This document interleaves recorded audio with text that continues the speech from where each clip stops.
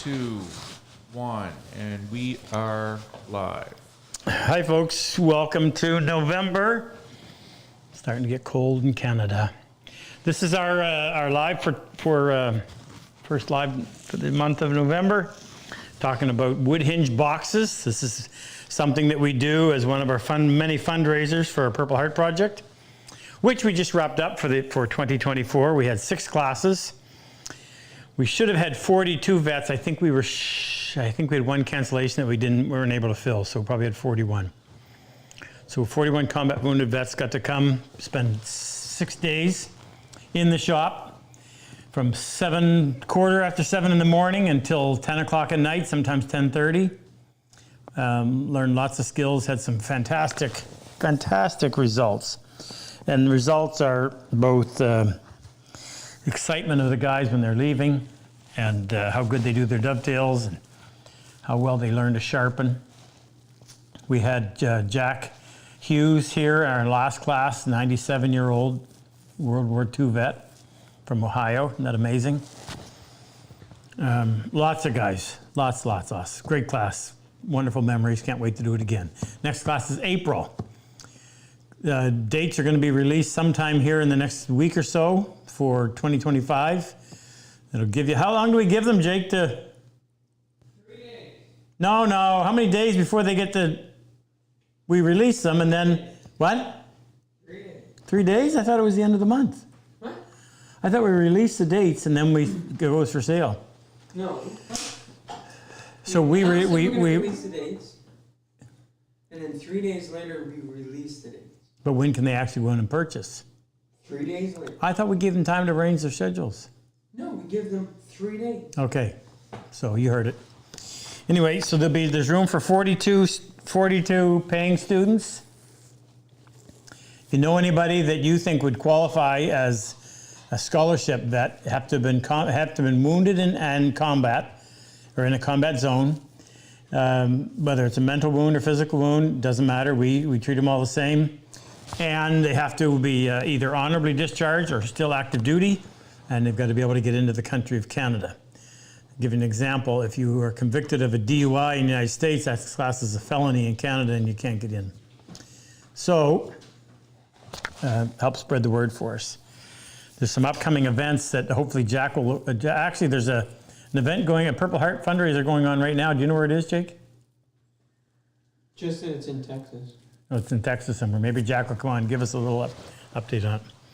Anyway, I'll tell you a little bit more as we go. Fire a question at me, Frick, please.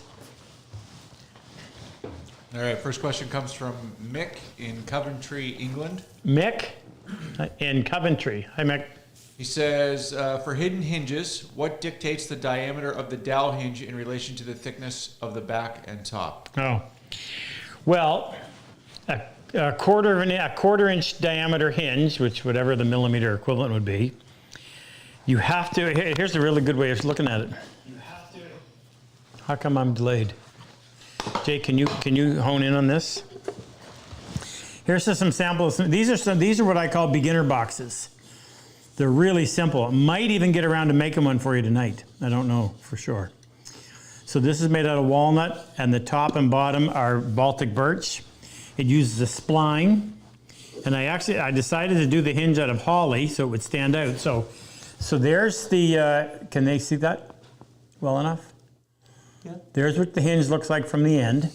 So you have to be able to get the center of the hinge inside of the back of the box. So if you're using a 1/4 inch dowel, then you've got to have, well, let's say 3/16 of an inch of the radius inside the back of the box. So can you come in closer? So in this case, it's really easy to see. There's the thickness of the back of the side of the back of the box. There's where it's routed, and this is how much material you have left over. So I'm going to put a rule on that and see if I can tell you. So, oh, by the way, let me just say one more thing too. So where you position the hinge in relation to the back determines how far open the lid goes. Now, I think these were all made at the same time, so I expect they're all going to be about the same. Well, no, they're not. So, let's see how many of them are.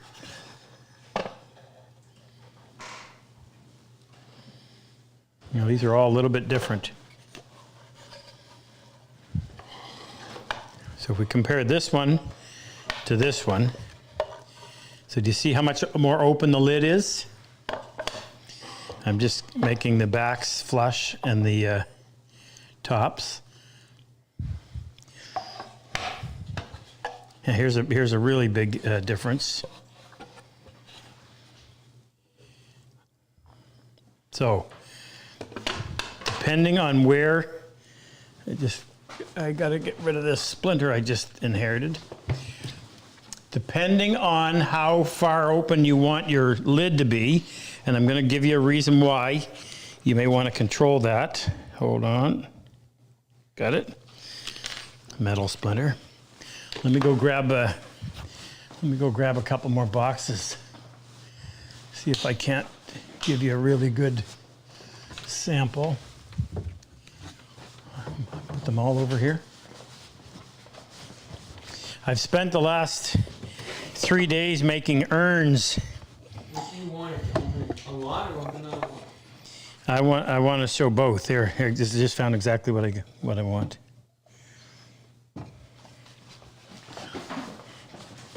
So I'm going to show you an example of what I don't like.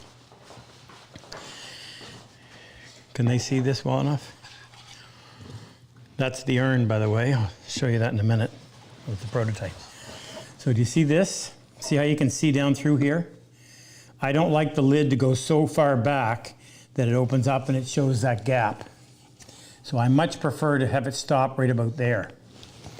So the farther out you move, the closer the center of the hinge is to the outside of the box, the more that's going to open up like that.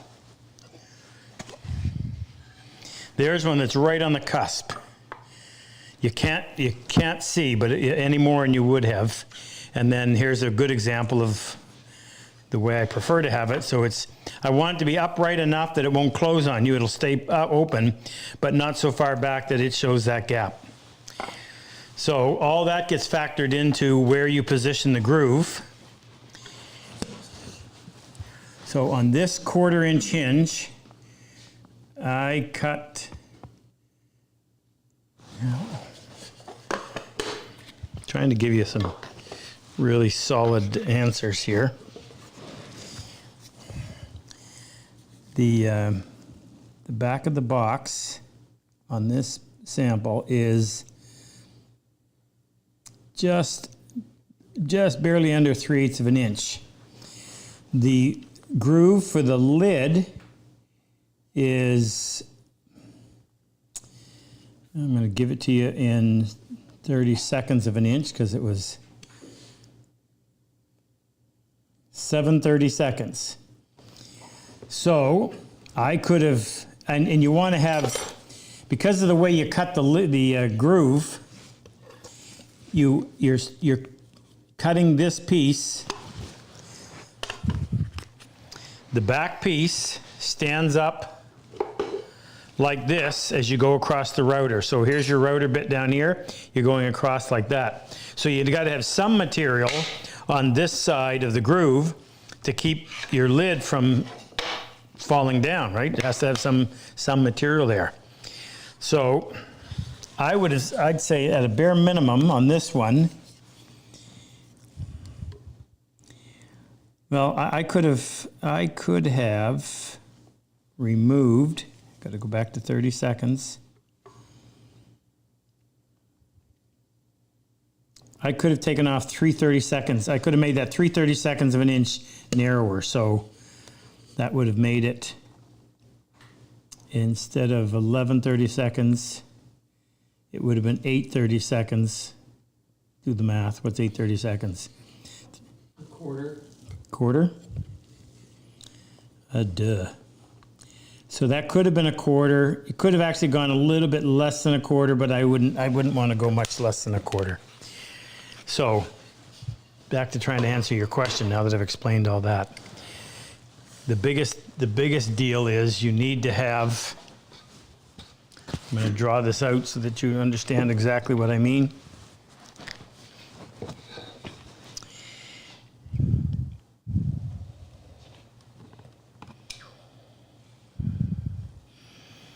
And you're removing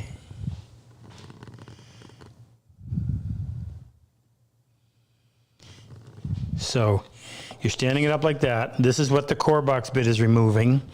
You have to have enough material here to register that piece on the router table. So if that's too fine, if you just come to a point, it'll just collapse on you. It won't be very safe to do either. So you want to have enough material there. Now, if you just let's have a look at these. So here's what we're looking at. You see how much material you have right here? Compare that to this one. This one. This one's nice.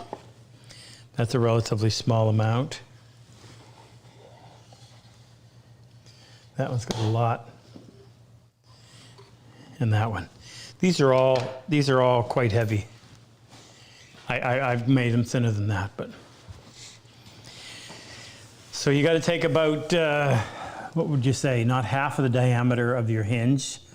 You've got to have about 3/4 of the diameter of your hinge, or the groove, pardon me, the router bit, 3/4 of the diameter, plus enough to reference that lid. This was a better way of doing it. So that when you cut that,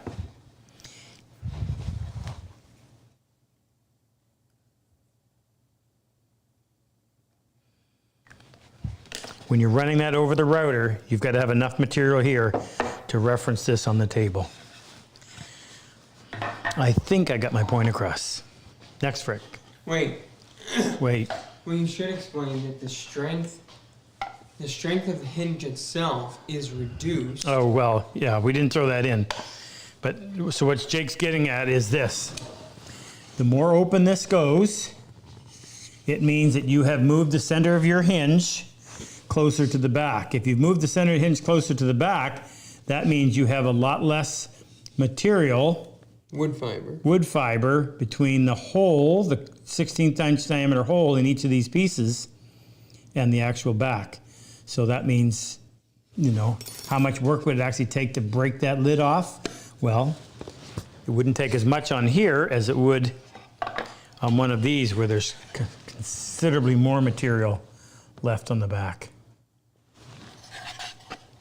Can you explain what happened to your hand?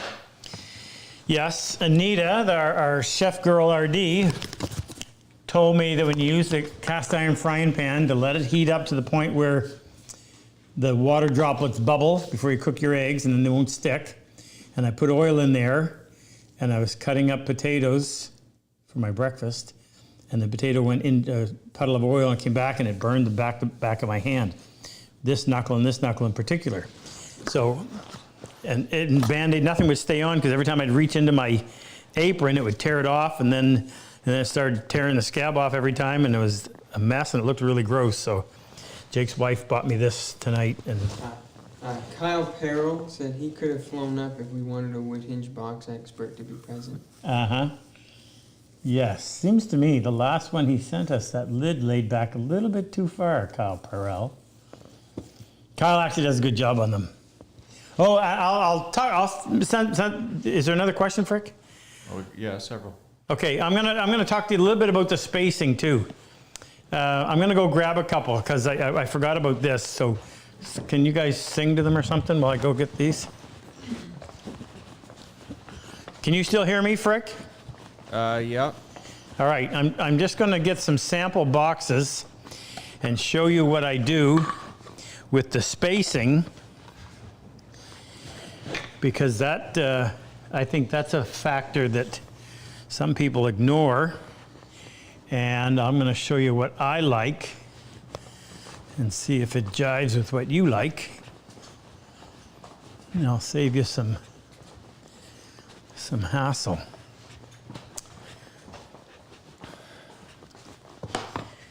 I'm just going to go over here and grab a few more.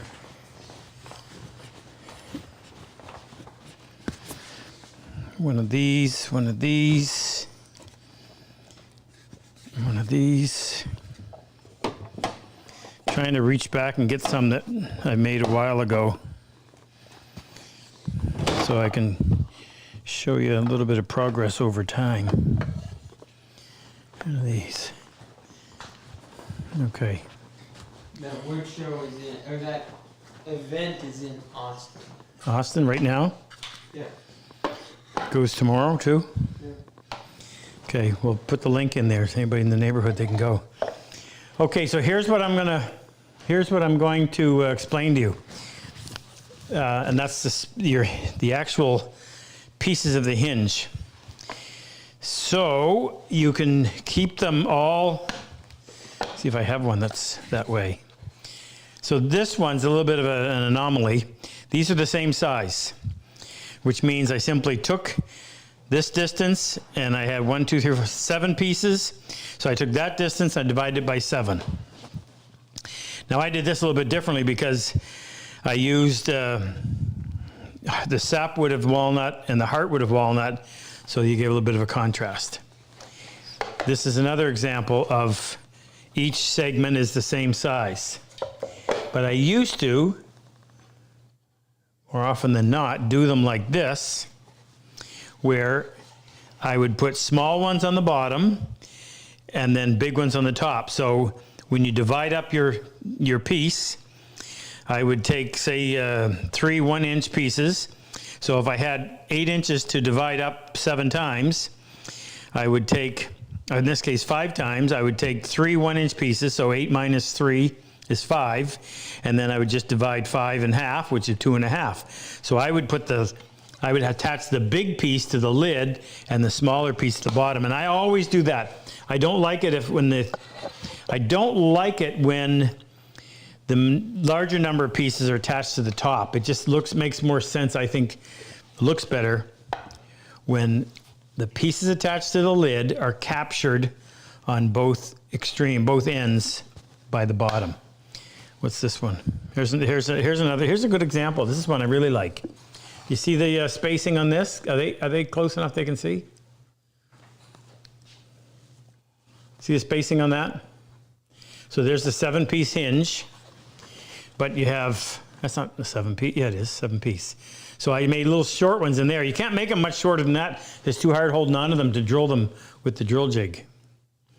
But I really like the look of that as opposed to the equal size pieces. Do what you want. That's just my 2 cents worth. And then on a small box like this, where it's just a 3-piece hinge, then I really like 2 small ones and 1 big one. And the other thing too is you want to grab hold of the hinge, the lid, as close to the outside edges as you can. So if that was 3 equal pieces, I would only have a section attached to the lid, right in the middle. I like to be able to hold it really close out here and close out there, and I think it just makes a more secure grab for the hinge. I think it looks better. I think it looks stronger. And we beat that one to death. Next, Frick. All right, next one comes from Carl Miller in Kansas. Hi, Carl. Okay, it's a 2-part question. First Part part is, number 1. how durable and long-lasting are these wood hinge joints?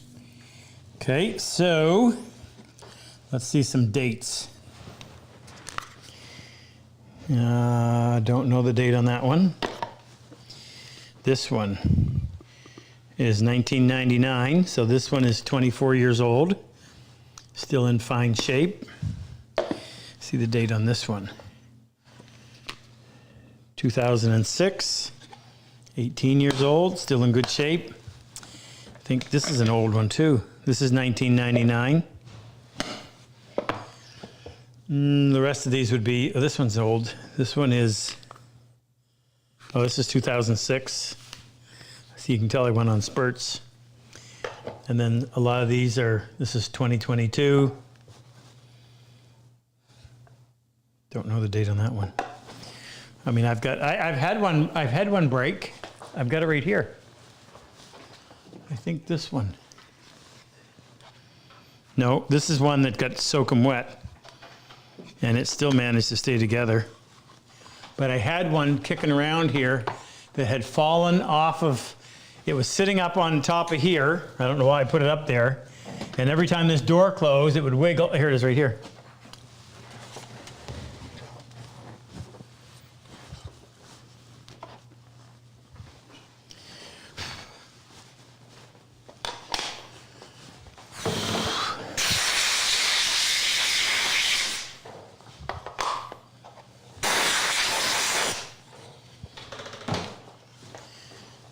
So this one, this is a little business card one. The only one, the reason this is still kicking around. Now this is a quickie, just a 3-piece hinge, but even that holds well. I don't know what the date is, but here's the one that fell. So it was up on the top, so it fell about 7 feet onto the concrete, and the lid broke. So if you examine it, the glue joint failed, but the glue joint took wood with it. So the hinge didn't, oh, actually, a piece of hinge broke right, Jake, they're wanting to see this. A piece of the hinge broke free there. It would have been attached to this at some point. But the hinge, I mean, if you think about it, the hinge really didn't fail because these pieces are all still attached and still working. So what happened is now the glue joint partially failed, but it took wood with it. So yeah, pretty strong. I mean, I've made big ones, had very, very few fail. So it's a strong, and you can make it stronger by the way you position your hinge and the number of pieces that you have. What's part number 2, Frick? Part number 2 is there a way to make a joint? Is there a way to make the joint without an electric router using only hand tools? No. I'm not sure. Not that we can tell them. Oh, I don't have an answer. I say no at this point. I'm sure you could figure out a way of making a plane that cuts that radius, but you're dealing with such a little feathered edge when after you've used the router that I mean it would just, yeah, that'd be tough. Doable, but tough. I haven't done it. Next, Frick. Fred in Yamhill, Oregon. Hey, Fred. What is the best size wooden hinge to use on a 6x10 by 7 tall box? Pardon? A 6x10 by 7 what? Tall. 6 by 10 by 7 inches tall? Yeah. So there's your box. 3/8. So there's your height. 6 by 10. I'm just getting a feel for it. It really has more to do with the lid, the weight of the lid. If you've got a really heavy lid, then you need a bigger one. But that smells like a 3/8 inch. Quarter's a little bit small. Do you want to go grab a couple of the larger examples? I know there's 3/8, might even be 1/2 inch. There's no half inch. No, yeah, there is that white oak writing desk or lap desk. Jake will bring some samples back and you can have a look. In the meantime, go throw another question for it. This is from, it's a hard name to pronounce, Sjörborn Ragnarsson in the chat. Oh, Sib. He's in Iceland. Oh, okay. He says, I want to make a wood hinge box with miters instead of dovetails. Any advice on strengthening the miter joint without the spline being visible? Strengthen the miter without the spline. How big of a box? Gets kind of complicated if it's small. But you know what? If you use that, make one of these. The jig that we make. Here I'm going to spout some commonly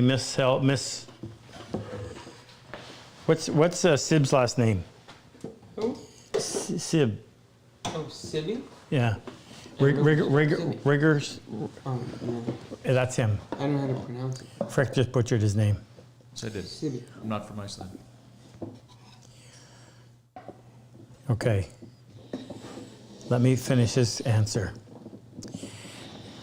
If you are using a small box and you shoot your miters on that jig I just showed you, where you have a really clean surface, like right off a sharp plane blade, and you glue those joints, get a good glue joint, you don't need any support. I don't know if you remember, what we did a video. I hate bringing this up. We shot a video a couple years ago where we tested a rabbet joint, two boards glued together like this. We cut a rabbet in here, we set this piece in. So all you had for glue surface was long grain, end grain, long grain, end grain. There was no long grain to long grain. And it was made out of 3/4 poplar. We did the exact dimension, same size piece of wood and dovetailed it.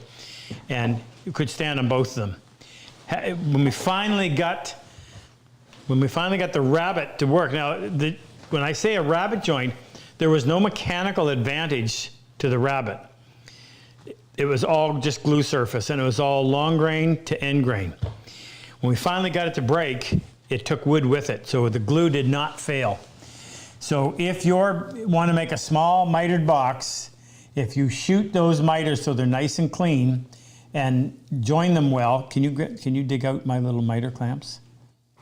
You'll be able to do that, and you won't have to worry about any reinforcing of the joint. And make a box, a quick one, just one corner, and glue it up, and test it and see how strong it is.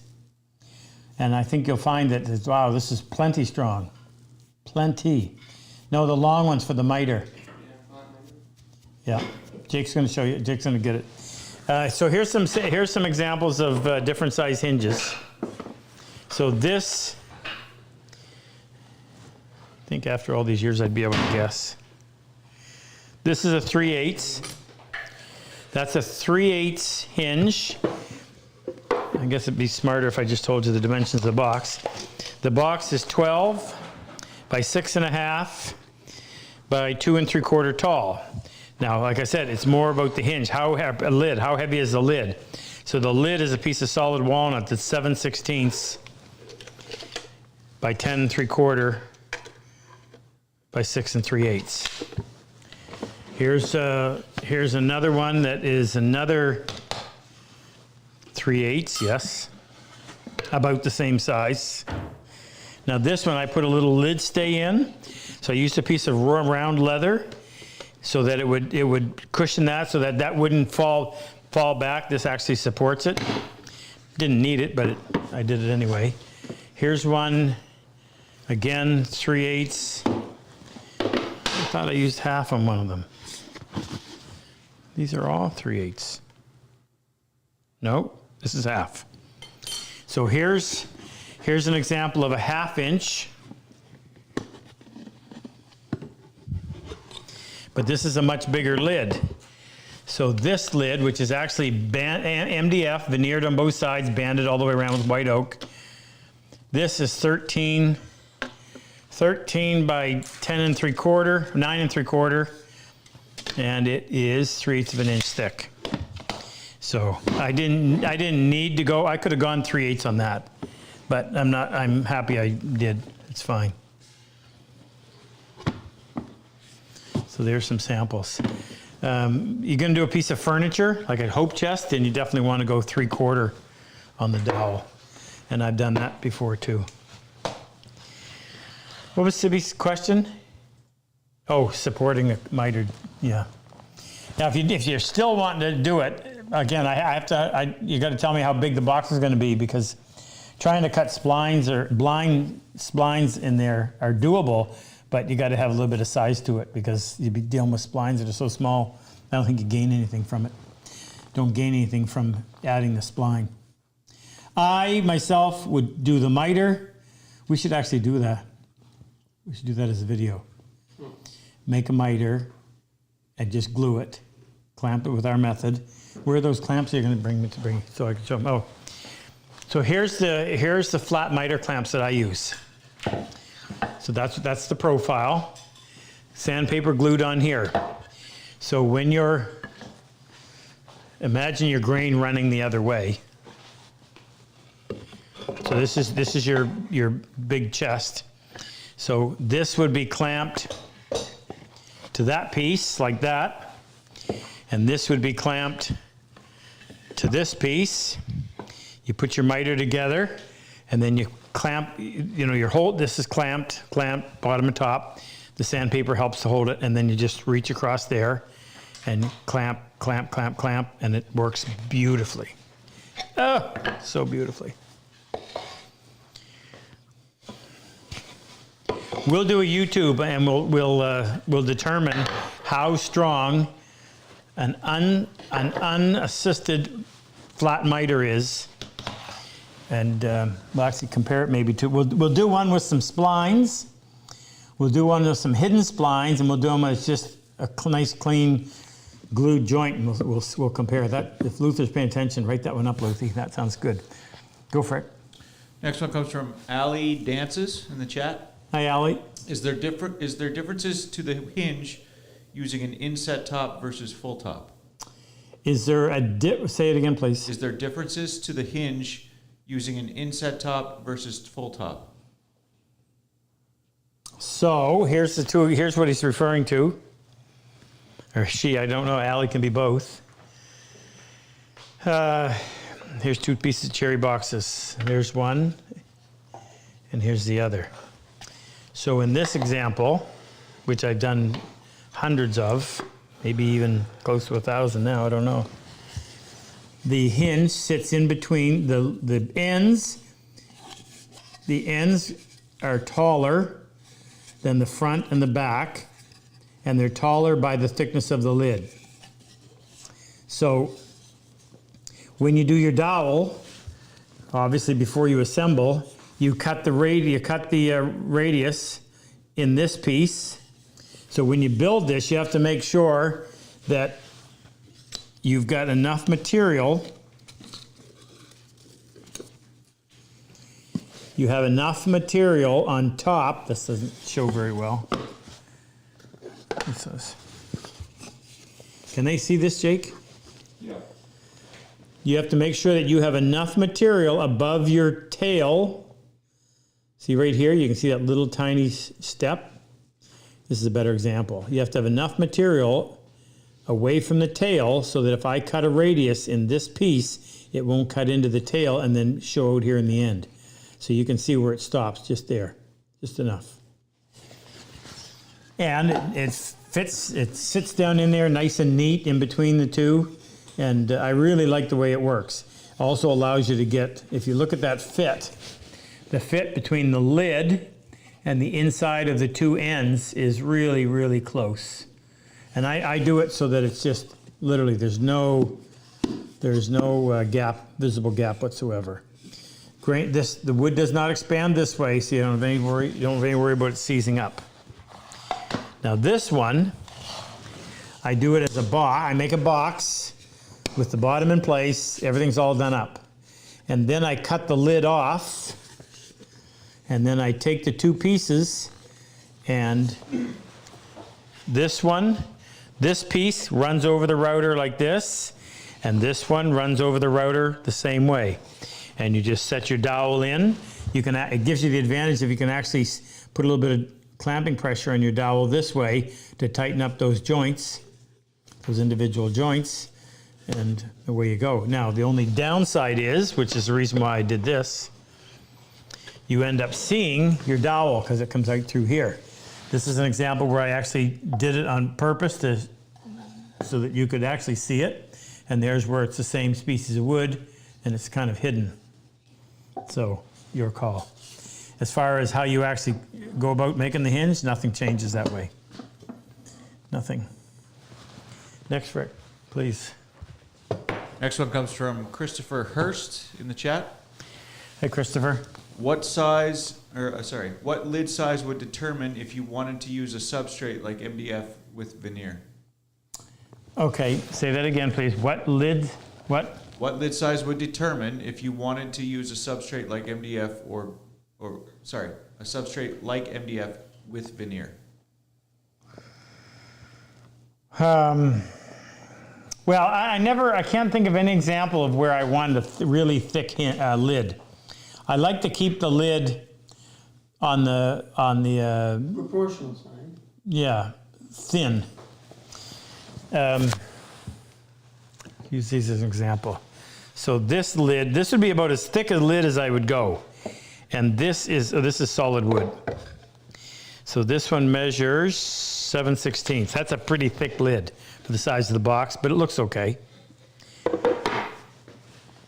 This is a solid wood. This is quartered. Is it quartered? Looks it. Yeah. Quartered cherry, so it's nice and stable. It doesn't have a tendency to cup or bow on me. This one measures 7/16 as well. This one is MDF veneered, banded and veneered. And I think, well, I'll tell you exactly. The MDF was 5/16. So 5/16 MDF sandwiched between two pieces. That's actually the only, no, got another one here. I did this one a long time ago. I made my own veneer and I just took thin sheets. I took veneer. Huh?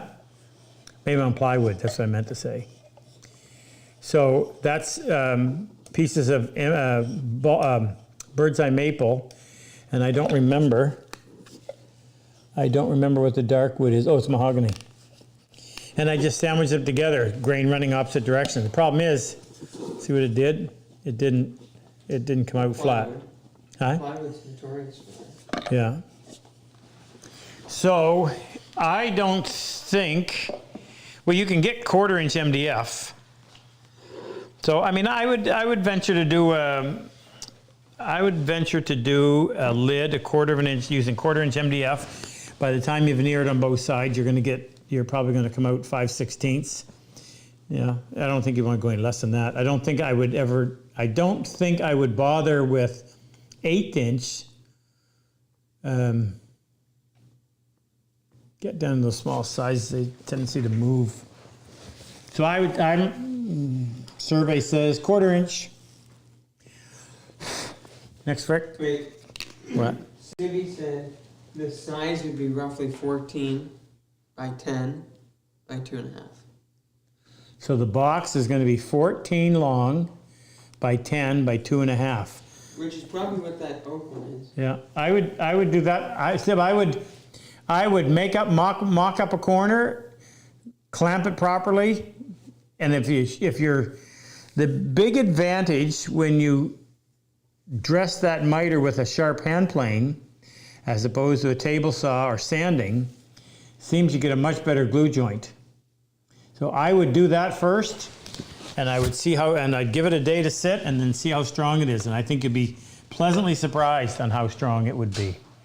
If you drop a box and it lands on a corner, it's most likely going to damage and break whether you reinforce that corner or not. I'm trying to think of something that happened. We made something and it dropped, and the wood broke. So it didn't matter whether the corners were reinforced or not. The wood failed, and the wood actually broke. Next, Rick. Question from Nick R. in the chat.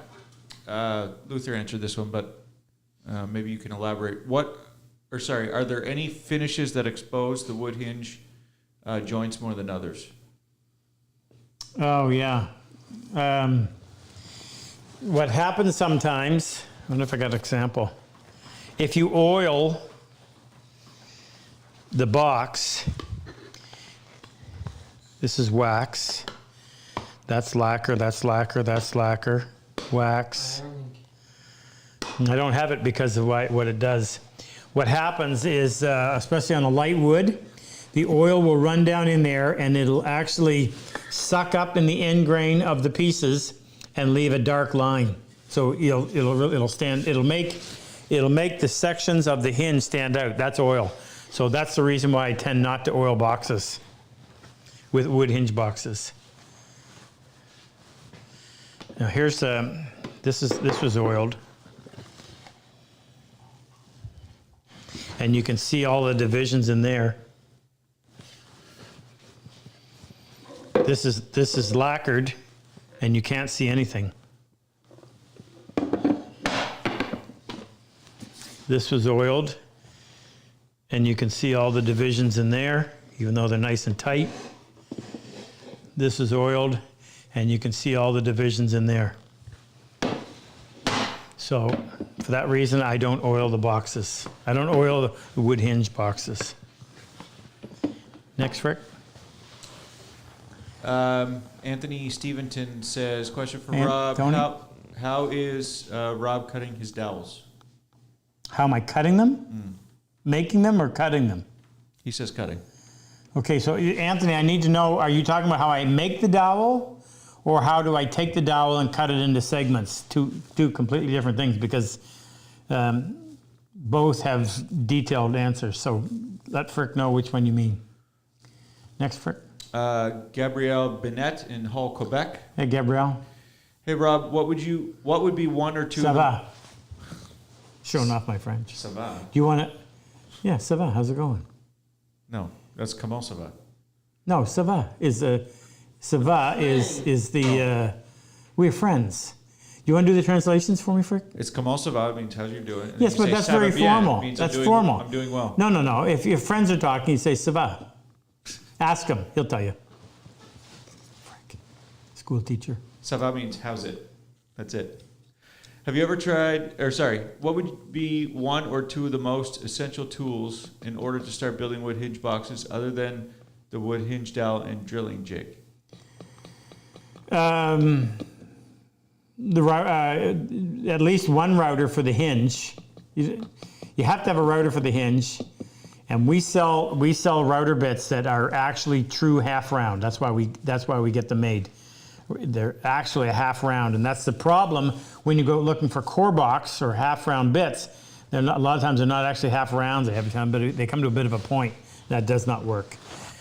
So invest in the bits. Got to have a router, a decent router. And I prefer, good question. I haven't answered this one in a long time. I prefer a fixed base router as opposed to a plunge, which you may not know unless they've changed this. So a plunge router rides on two tubes, one on either side. But when you lock it, it only locks on one tube, which means you can actually move it a little bit. It'll rack a little bit like that because one side there's no locking mechanism on. Whereas a fixed base, show you.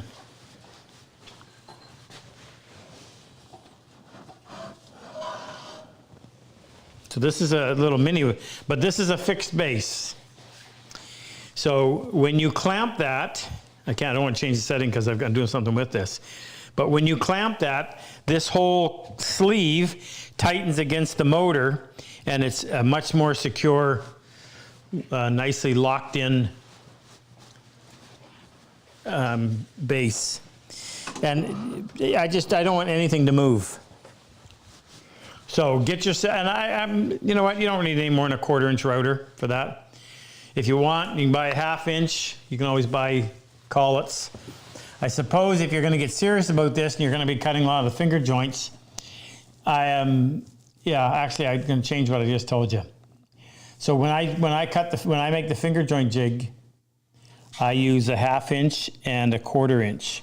So I would much rather be cutting 1/2 inch slob pieces out with a 1/2 inch diameter shank on that bit instead of a 1/2 inch bit with a 1/4 inch shank. So I would go with a 1/2 inch router. And I really like that Black & Decker, however many years ago, bought Elu out of the UK, if I'm saying this right, and they kept some of their designs. And there's the DW, Jake, can you read it off of there? It's the one underneath. Just tell them what the model number is. DW something. Oh, it stands for DeWalt. Shoot. Wouldn't you know it? It's on the other side. Well,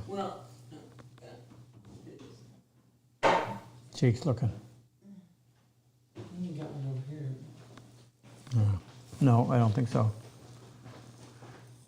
Anyway, we'll try to get that number for you. And other power tools for that. Other power tools, if you're just thinking wood hinge, then I would buy 3 routers actually. Because if you're going to make the jig for doing the box joints, this, then Well, no. If they're just making the wood hinge itself. oh, was that the question, Frick? Huh? Which question? The last one from Quebec, the one that where I was teaching you how to speak French. To Well, friends. he just says what would be one of the or two of the most essential tools in order to start building wood hinge boxes other than the wood hinge dowel and drilling jig. Right, so he's talking wood hinge boxes. Well, I know, but maybe they're using vertical miters instead of box joints. I would say the essential. I would buy 3 routers myself. 3 routers, 2 of them are going to be turned into your wood hinge, your finger joint jig, and the other one's going to be used for your core box bit for cutting the actual slot for the dowel. You're going to get serious about it. You don't want to be changing them out. You build the jig and then you leave it alone. And routers aren't not that expensive anymore. Next, Rick. Tony was asking, how do you make your dowels? How do I make the dowels? Okay. So I start off, I think I got all the pieces right here. Now look at that, I got all the sequence, I think. Come on. There's the square stock. Oh, it's over behind Frick. So I start off with cutting material. This is for 1/4 inch dowel. So this is, I gotta go to my 64ths. No, I'll go to my 32nds. Use the right end. So this stuff is 9/32 square, okay? So that's the first step. Straight grain stuff works a lot better. And then, drum roll. I don't have any already done. Shoot. We don't have any octagon stuff, Jake? Where?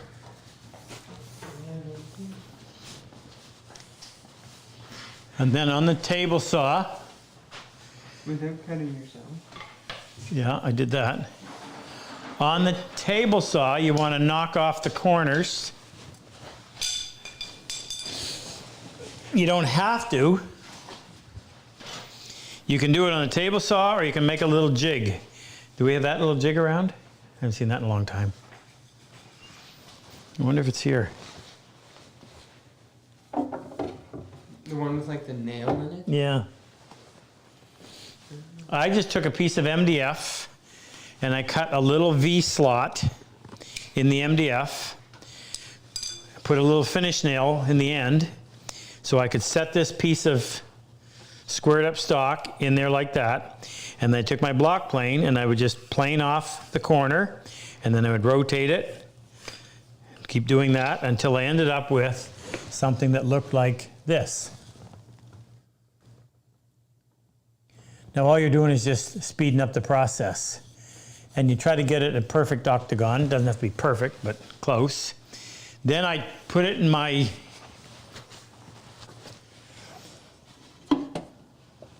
where's my jig, Jake? Is this one set up? Is this one set up and working? That's the good one. There's clamps right there too. So I'm going to take this, put it in my drill, and you can use a pencil sharpener or a disc sander or something, but you've got to get a point on there. So it'll start in your jig. There's 2 clamps right there. Yeah, but they got the plastic tips on them.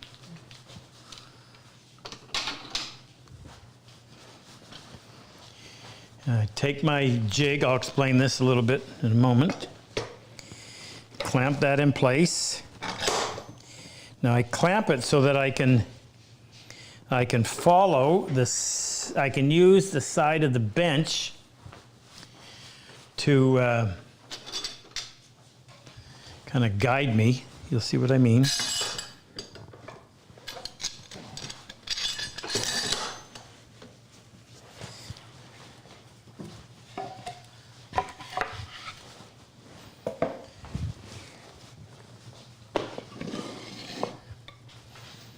So here's my piece of, You need the air. no, I don't think so.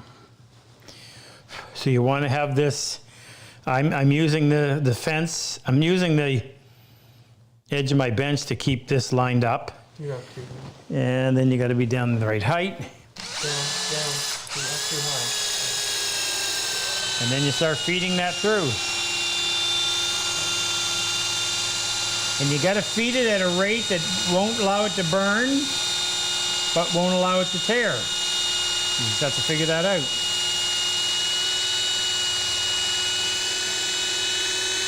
And when I get there, I stop, pick it up on this end. Wrong way. Got to go in reverse.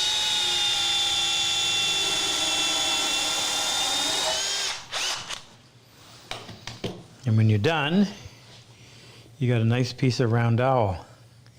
And that's actually got a nice, good finish on there too. Now, if it didn't,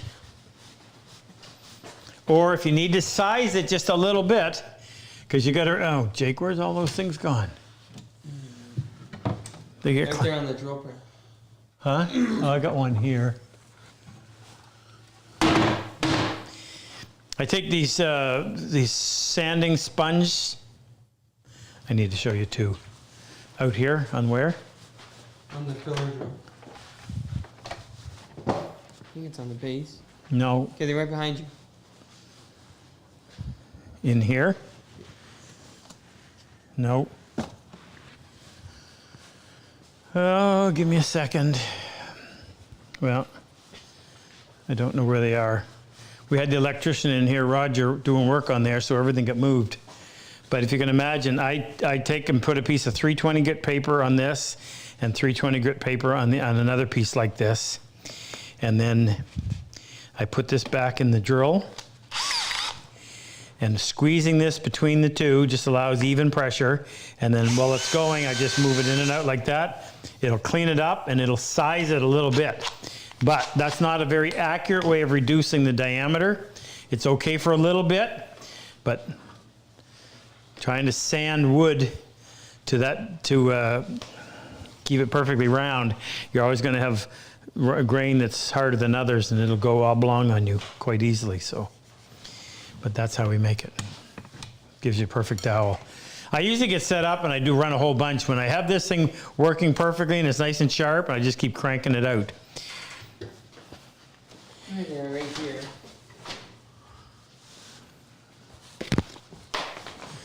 You can't throw stuff at me when I have glasses because I look down this way and it moves. So I don't want to use that rough of paper, but I would just squeeze it between two pads like that, and that just evens out the pressure, and then you just in and out until you get exactly what you want. That's the wood hinge, that's the wood dowel. And you can do whatever species you want. So this is a piece of tiger maple or fiddleback. So you can see all, but you can also look closely and you see there's a lot of tears in it. So it can be hard stuff to work. Next, Rick. Paul Bolton in Manchester, England wants to know. Hi, Paul. Will you be producing a metric version of your hinge kit? We did, and they didn't sell. There's no point. We Uh, sell the router bits. yeah. We sell the kit. we did, with the great expense to do it, and they just didn't sell. So here's how we make up. If you buy our kit, we sell the router bit as well. So everything that you would need, it doesn't matter whether it's metric or whether it's standard, because the only two pieces that are necessary are the router bit has to match the wood hinge drill jig, which is this. And then you're making your own dowel, so you just make your dowel to fit. So didn't make any sense to do it again. So they took so long to sell that it was just like we didn't bother redoing them. Whereas the standard ones we sell a lot. It's been it's been a really good selling product, and I started selling these, a version of it way back in 1988, I think. Might even have one of those real old ones. In fact, I think I've got the original. Well, that's been a while. I think that was, no, that's not. That's one of the originals. Whatever happened to them, Jake? We had so many different versions of that over the years.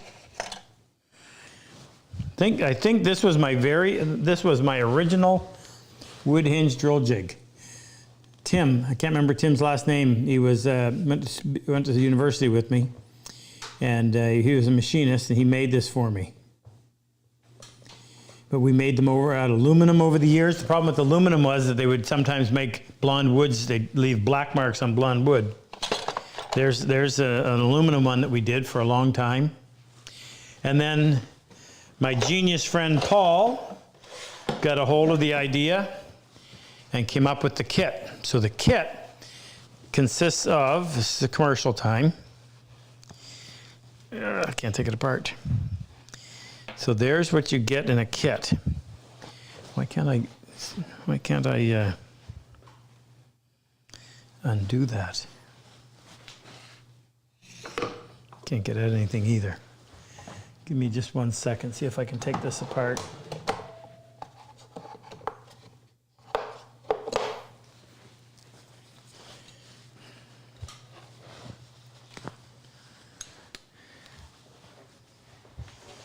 Remind me to give you an update on my son, Bo. He got moved out of ICU yesterday. Progress is being made, but it's slow. Well, here, that's what I need. Got it.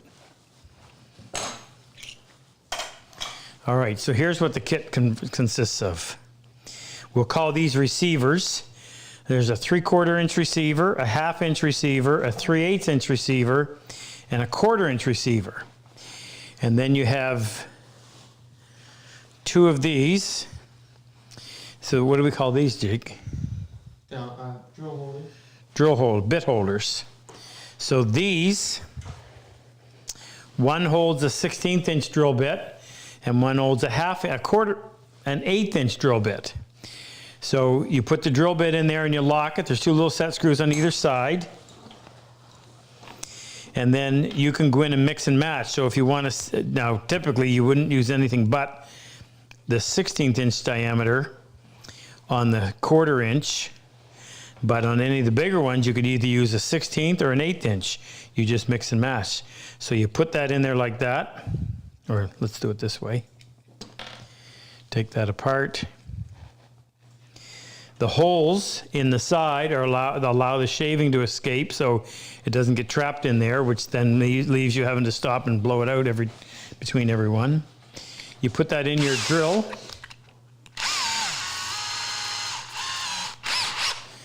And while that's spinning, you take your dowel and you stick it in there. The cup or the receiver holds it true, and as you push it in, it engages the drill bit and it gives you a perfectly centered hole.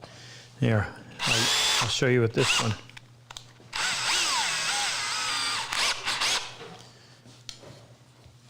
So I take this, and that's what I get. You see it? Mm-hmm. Perfectly centered hole. The hole has to be perfectly centered, because if it isn't, when they rotate, they'll move out of alignment, and that'll break your joint. Now, we use 1/16 inch. Can you describe the welding rod, Jake? Well, it's stainless steel welding rod. Stainless steel welding rod. We sell little kits of that too, and you just I would take that after I snip it.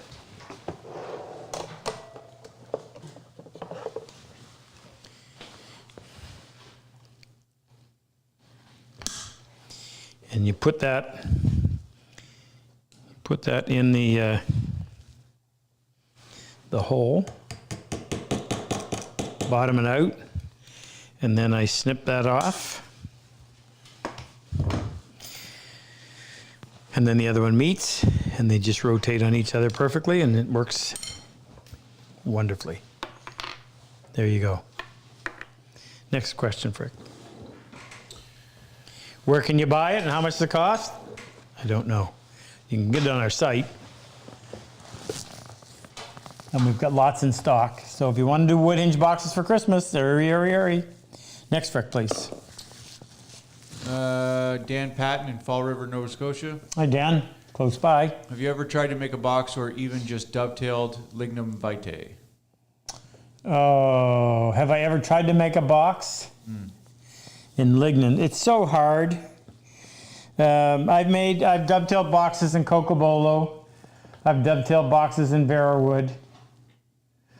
And, you just beat yourself up with this stuff. It's just so hard and brittle.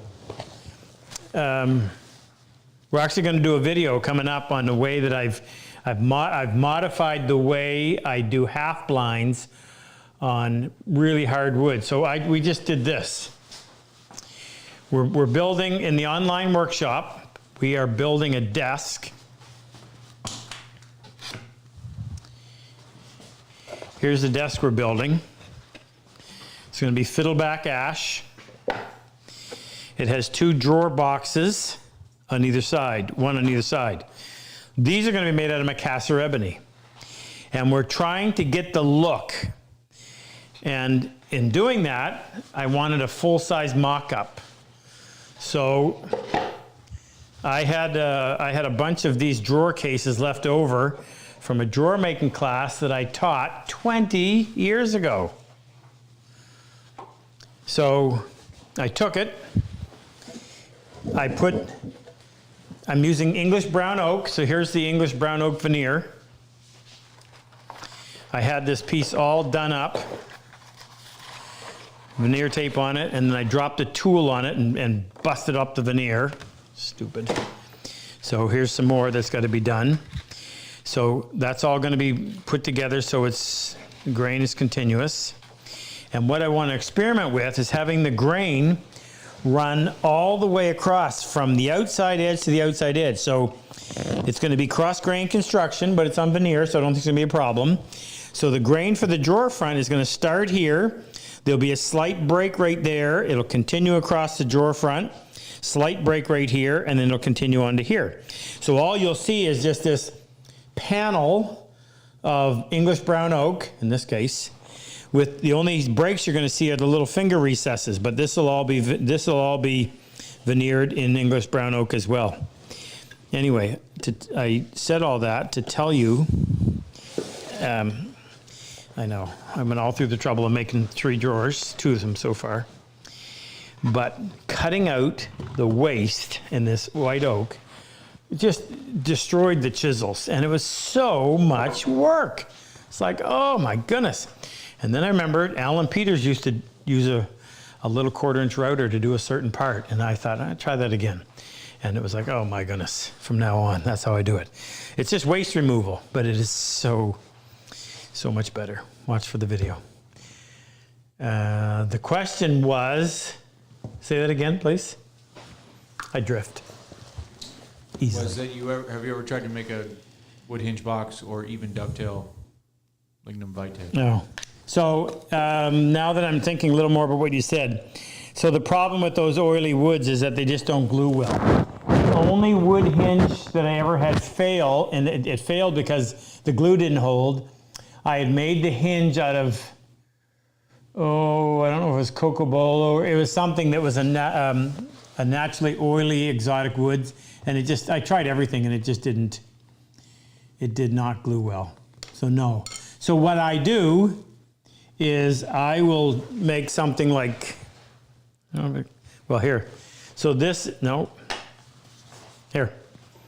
So here's a little box, ebony on the ends, bird's eye maple in the middle. So bird's eye goes all the way around this way, ebony on the end. So the ebony gives you a nice contrast on the pin tail, but the parts that you want to have a little easier to manufacture, the dowel, the groove, the gluing up, is all done in bird's eye. So you get the exotic flare. Same on this one. These are made out of Brazilian rosewood. But I wouldn't want to be having to cut dowel out of Brazilian rosewood, but you can get the advantage of it having it out on the ends. And it's nice. A lot of people, most people like that contrast. Next, Rick, please.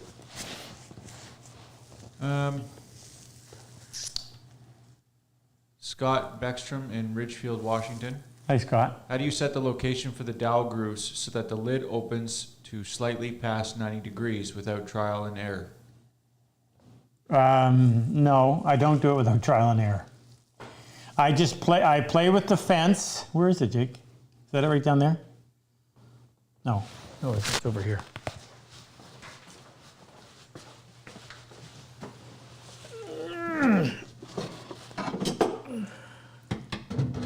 Nothing fancy here. There's a little Bosch, what was that called? Colt router. I bought them used for $50, I think. Clean this off. So this is the extent of my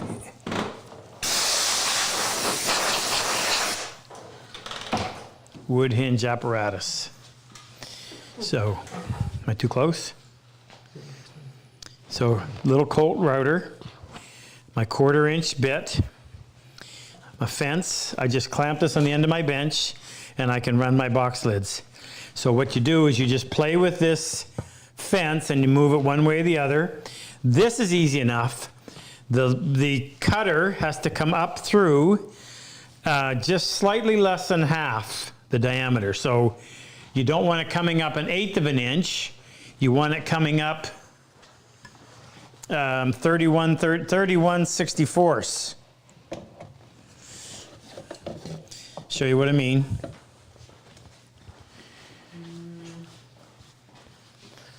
Now, here's an example. What do you mean 15? Huh? What do you mean 15? What did I say? 31, which is almost half an inch. What did I say? I said 31/64. Right, which is almost half an inch. No. What am I trying to say? Just Yeah, shy. that's right. Just shy of half. Just shy of half. Just shy of half. Of the dowel. So, do the math. Whatever. I'm tired. 764. Yeah. So if you look at this really closely, you'll see a little bit of a gap right here. You see that? Between the two pieces? Just a little bit of a gap. You don't see a gap out here, but you do right here. Because if you didn't have a gap here, then you'd end up with this on the front. It'll be sprung. So you always have to have a little less than half of the dowel sitting in both the lid and the base, so that when it closes, it will allow the front to come down tight. So you can't see it on these, but if you were to look in there, you wouldn't quite have. Now here's another way to fix it too on this style. If you didn't do it, if by mistake you didn't, you can, before you assemble, you can go in and you can shoot before you assemble. You've got just your back piece, you've got your fingers cut on it, you've got your dowel groove cut on it, but you realize that it won't allow it to close, for whatever reason. You can go in and you can just plane away some of this material to give you that little bit of a gap, so that when it closes, it tightens up on the front before it tightens up on the inside. I don't even remember what the question was. What was the question, Frank? I'm sure you got more than he asked for. How do you set the location of the dowel grooves? Yeah, definitely trial and error. It's not worth it. Put all that effort into a box and try to do it off of just measuring. You got to do trial and error. Use a couple of scraps. That's all it takes. You have 2 scraps. You run one this way and you run one this way, and you put your dowel in, and when you put the lid on, I can do this for you. We have time? Yeah. Let me show you. Put this away. And I don't mess with this either. When that gets set so that it's actually in the right spot, it's such a pain to get it just right that I leave it. Do not mess. All right, I need just a couple pieces of, what did I just have? I had it in my hand. Here it is.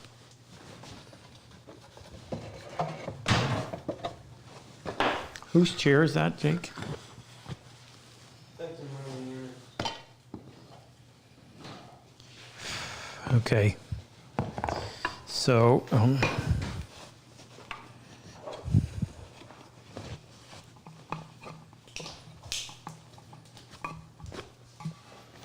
now we need to clamp that in place.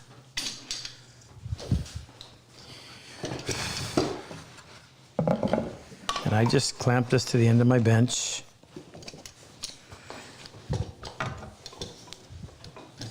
So those two clamps never come off.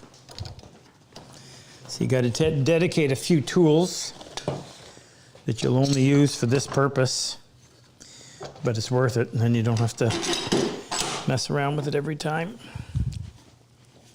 You give me some power.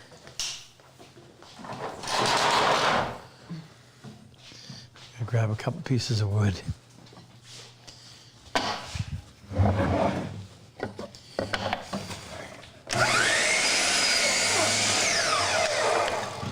So this is what you do to set up your wood hinge router jig.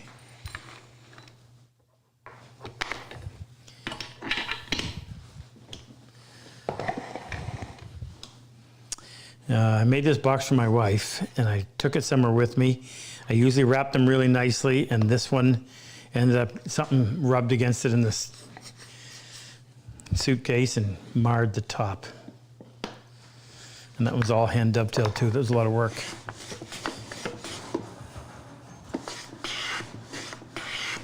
So that edge is square.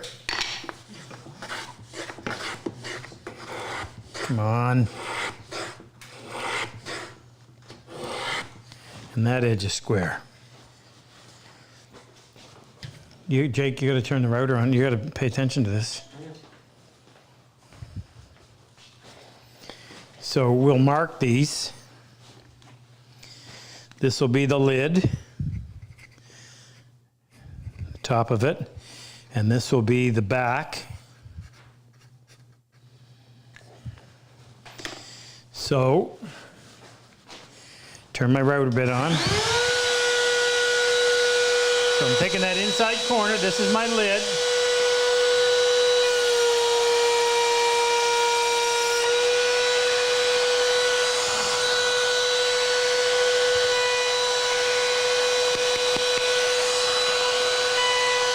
You usually have to make multiple passes.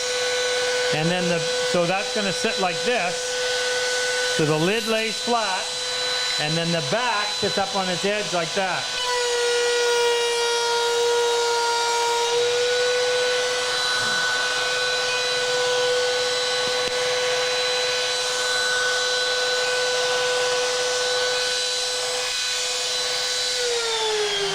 Really good to move your fence into your bit so you have zero clearance, which will help, I'll show you, help protect. See that little, there's hardly any, I mean, that literally comes to this very fine point, both there and there.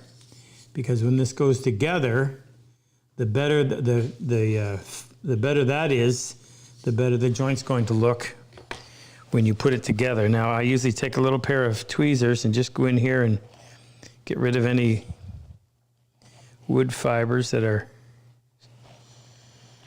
not where I want them to be. They just, that little outside edge is so fragile. Yeah, I didn't mean to take that big piece off.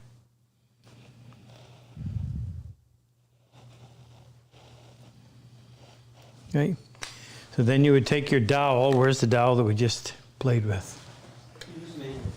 Take your dowel, set it in there like that. You don't need to have it cut into pieces. Set your lid on top. Squeeze it together.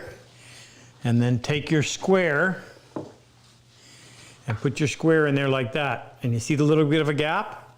I don't want it to be square. Tilt it back toward you just a bit. See it? We'll have to trust you. I don't want it to be square. I need this to be sitting, I'm going to exaggerate it. I need that lid to be sitting down like this. Definitely not up like that, and definitely not square. That's too risky. So I've got mine set up so there's just a little whisper of light in there.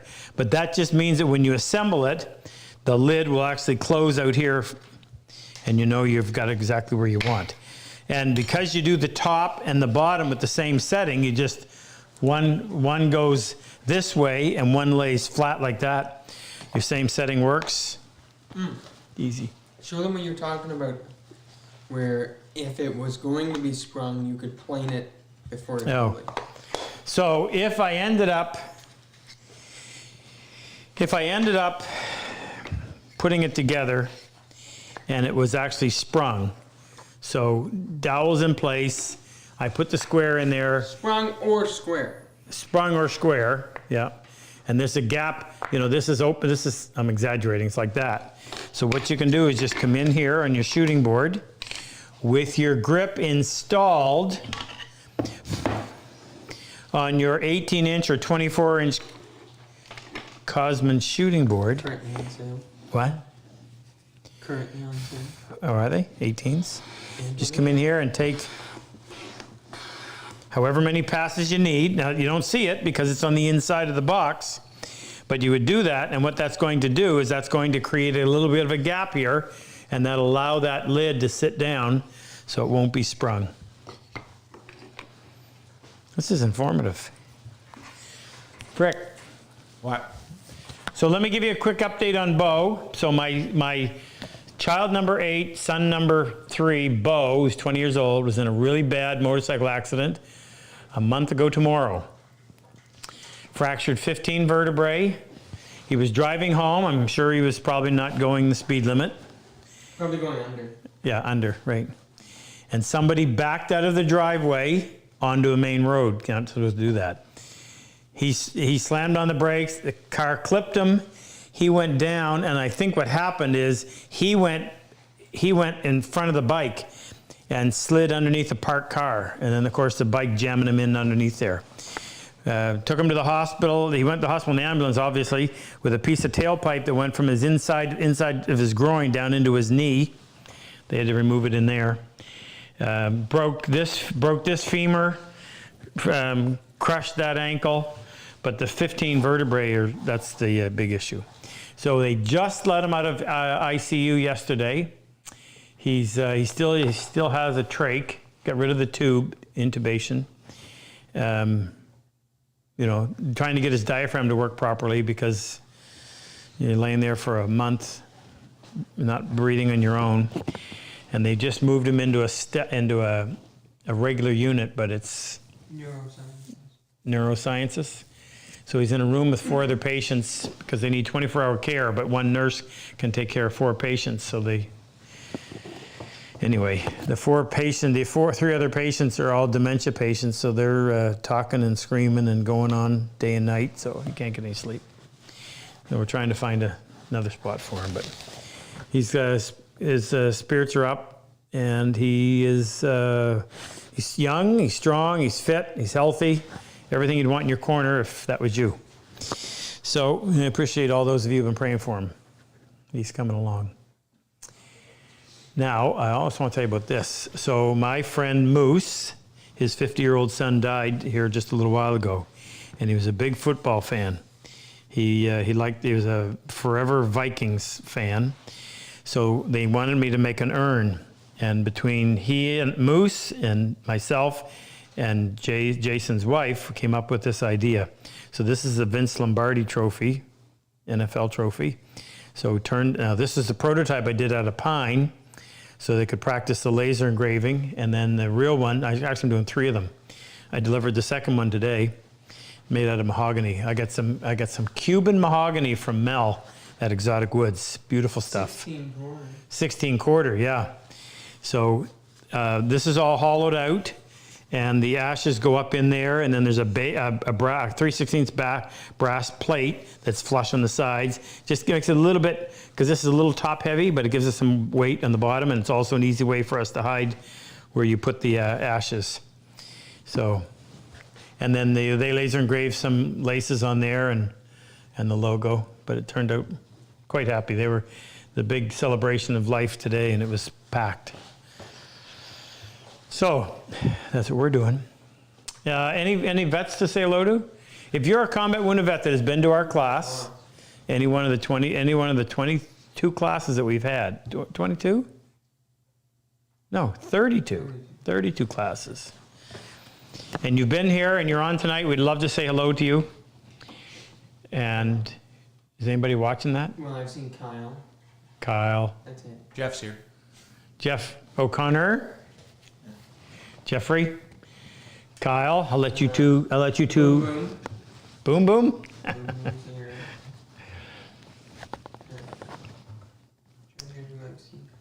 Michael Delvoy. Michael. Keep shouting them out as we go. Give me another question, Fred. Michael. And his daughter. His daughter was on his mind. Oh, was she? Tori. So we had a U.S. vet here 2 years ago, and his daughter, who is also a combat wounded vet, came this past year, which was pretty incredible. First time we've ever had that. Frick, next. This one's from Bill. How do you make the finger groove to open the lid? Oh, I'll show you that too. It's really easy. Real easy and inexpensive to do. So you can buy these little drum sanders, different sizes. This looks like a 1/2 inch. Yeah. So you just take this. I wonder if we should get a hold of these, Jake. No. Huh? No. So I put that.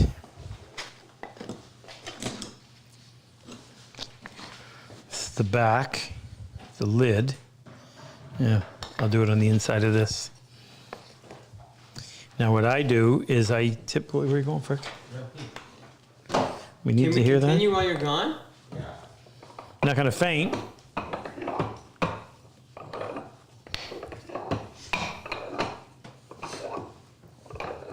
Now what I normally do is I have the box, I lift the lid, and I put the box like that, and I work on it right here. So what I'm representing for you right now is the front of the box, even though this was the sample we used in the back. I would put that in place like that, and you find your center, and you take this,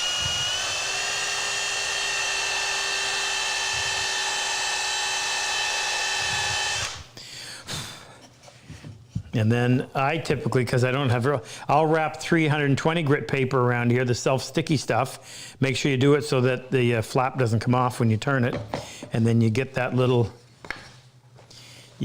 finger recess. You can change the shape. Yeah, so you can show you what we can do with it. If we go long, talking football, if we go long,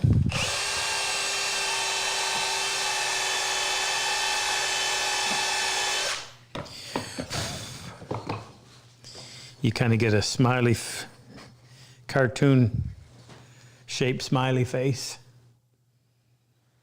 And then you can do whatever size you want as well. So here's some examples. There's that one. So that would be done with a really wide. Yep. That one. Sometimes I don't put one on. Oh, where's the other one I did that I use? Shoot. You know the one where I used the piece of dowel? Oh, the 3 pieces? No, here's one. Here's a U one. Yeah. I think it must be outside. It must be out there. So here's one made out of yew, Y-E-W, Pacific yew, and ebony. And this is a miter. I just love the color of this yew. I love yew. No response, Rick? I know. And then you take your dovetail saw and you make your saw cuts, and then you make your ebony veneer and put that in there, and that's what you get. So there's a nice example. This is one, it takes too much time. So this one, see the little finger recess? This has been around a long time. There's a date on there. Oh no, it hasn't, 2014, 10 years. But my goodness, walnut just goes blah. The color. And this is an example where I left the hinge on the outside proud. I left it in the full round. And then for a finger recess, I just did that same thing and just, cool. Any more bets? Any more questions, Rick? Well, I got 15 minutes, 30 minutes to kill, to invest. Here's a box I'm gonna go back to working on. This one was Claro walnut. Here I am back to using walnut again. And Claro walnut and American walnut with ebony splines. Now I did ebony splines because that one I just showed you. Kev Burns. Hey Kev, how are you, brother? There's splines on there. You can't see them. They oxidized. So when I resanded that, well, I actually didn't even sew it very well at all. Bad move. I used maple on that one. So on this one, I used ebony, and I'll use an ebony dowel on it as well. Because when I get into the mood of making these, I make a lot of them. I really enjoy it. Just fun, and it doesn't cost anything. I mean, add up the total and materials on something. Why would I have to pick up the one that's broken? We have a dream to sell them one day. Yeah, I did, but I end up, people come to visit, and I want to give them a gift, so they're disappearing that way. Anyway,